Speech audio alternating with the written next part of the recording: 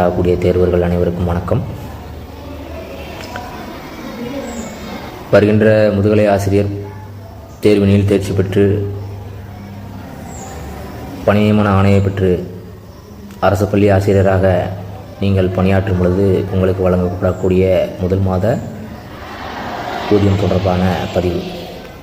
இப்போ நம்ம 7வது பே கமிஷனில் இருக்கோம். அதன் அடிப்படையில் நம்ம பிஜி டீச்சர்ஸ் அப்படின்னு பார்க்கும்போது லெவல் 18 வருவோம். அது நீங்கள் நோட்டிஃபிகேஷன்லேயே பார்த்தீங்கனாலே உங்களுக்கு அதில் போட்டிருப்பாங்க லெவல் 18 அப்படின்றத. இப்போ பேசிக் பே 36,900.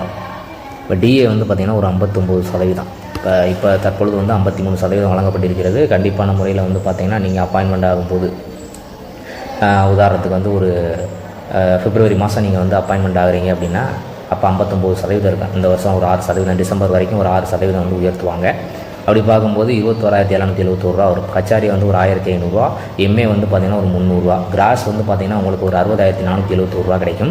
அதுக்கப்புறம் டிடக்ஷன்ஸு சிபிஎஸ், என்ஹெச்ஐஎஸ், அப்புறம் எஃபிஎஃப், அப்புறம் என்ஹெச்ஐஎஸ் காப்ஸ் ஃபண்டு, அதுக்கப்புறம் எஃபிஎஃப், இதெல்லாமே டோட்டலாக உங்களுக்கு ஒரு 6,347 ரூபா கழிச்சாங்க அப்படின்னா ஒட்டு மொத்தமாக நெட் பே நீங்கள் 54,124 ரூபா வாங்குவீங்க. இப்போ அடுத்த ஆண்டு ஜனவரி மாதம் 1ஆம் தேதியிலிருந்து மத்திய அரசு ஊழியர்களுக்கு பார்த்தீங்க அப்படின்னா 8th பே கமிஷன் அந்த அமல்படுத்த போகிறாங்க அப்படிங்கிறத சொல்லியிருக்கிறாங்க.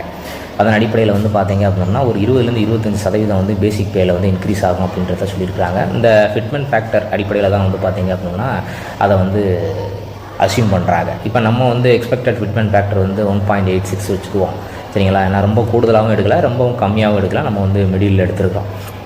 இப்போ அதன் அடிப்படையில் பார்க்கும்போது பார்த்தீங்க அப்படின்னா இப்போ நம்மளுக்கு 36,900 இப்போ வழங்கப்பட்டுக்கிட்டு இருக்குது. அதோட அந்த 1.86 நீங்கள் மல்டிப்ளை பண்ணிங்க அப்படின்னா உங்களோட பேசிக் பே மட்டும் எவ்வளோ வரும்னா 68,634 ரூபா வரும், சரிங்களா? இப்போ டிஏ மறுபடியும் ஸ்க்ராட்ச்லேருந்து ஆரம்பிப்பாங்க பே கமிஷன் முடிஞ்சதுக்கு முன்னாடி. அப்புறம் பார்த்தீங்கன்னா உங்களுக்கு வழக்கம் போல் ஹச்ஆரி ஒரு 3,000 ரூபா வருது அப்படின்னு போட்டுக்குவோம்.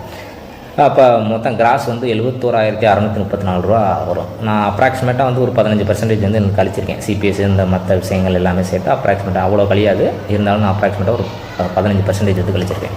அப்படிங்கிறப்ப உங்களுக்கு நெட் பே பார்த்தீங்க அப்படின்னா 60,889 ரூபா, கிட்டத்தட்ட 61,000 ரூபா பார்த்தீங்க அப்படின்னா முதல் மாதம் சேலரியாக நீங்கள் வாங்க போகிறீங்க, சரிங்களா? இது எதுக்கு இப்போ நம்ம சொல்கிறோம் இந்த இடத்துல அப்படின்னா, நல்லா படிங்க.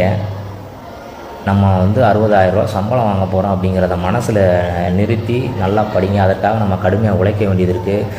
நிறைய பார்த்திங்கன்னா உங்களுக்கு பிரச்சனைகள் இருக்கலாம், துன்பங்கள் இருக்கலாம், இடர்பாடுகள் இருக்கலாம், எல்லல்கள் இருக்கலாம், எல்லா பிரச்சனையும் உங்களை சுற்றி இருக்கலாம், சரிங்களா? இது எல்லாத்தையும் தாண்டி நம்ம எப்படியாவது வெற்றி பெறணும் அப்படிங்கிற நோக்கத்தோடு நீங்கள் படிங்க. அப்படி படித்தா மட்டும்தான் நம்மளால் சாதிக்க முடியும், சரிங்களா? கல்யாணம், காது குத்து, கெடா வெட்டு, இந்த மாதிரி விஷயங்கள்லாம் தவிர்த்துருங்க.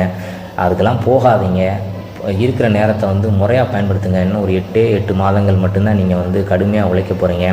அதுக்கப்புறம் பார்த்தீங்க அப்படின்னா நீங்கள் வாழ்க்கை முழுக்க சந்தோஷமாக இருக்கலாம். 5,000க்கும் 10,000க்கும் 20,000க்கும் தனியார் நிறுவனங்களில் பணியாற்றி இருக்கக்கூடிய ஒரு இக்கட்டான சூழலில் மாட்டி தவிச்சுக்கிட்டு இருக்கீங்க.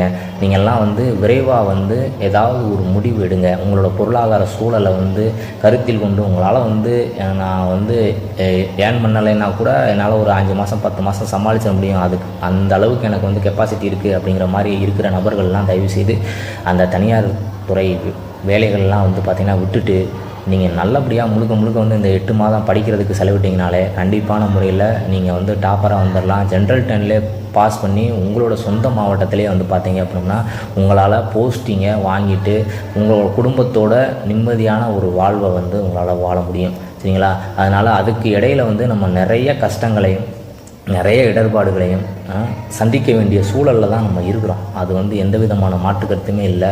அந்த கஷ்டங்களையும் தடைகளை எல்லாம் தாண்டி போனால் தான் நம்மளால் வெற்றியை அடைய முடியும். அதனால் இலக்கை வருகின்ற டிஆர்பியை நம்ம பாஸ் பண்ணணும் அப்படிங்கிறத இறுதி இலக்காக நிர்ணயித்து அந்த இலக்கை நோக்கி ஒவ்வொரு நாளும் பயணப்படுங்க. கண்டிப்பான முறையில் நீங்கள் எல்லாரும் முதுகலை ஆசிரியர்களாக வெற்றி பெற்று பணியில் அமர்வீர்கள் என்ற நம்பிக்கை எனக்கு உண்டு. அதுபோல் உங்களை நீங்கள் நம்புங்கள். நன்றி, வணக்கம்.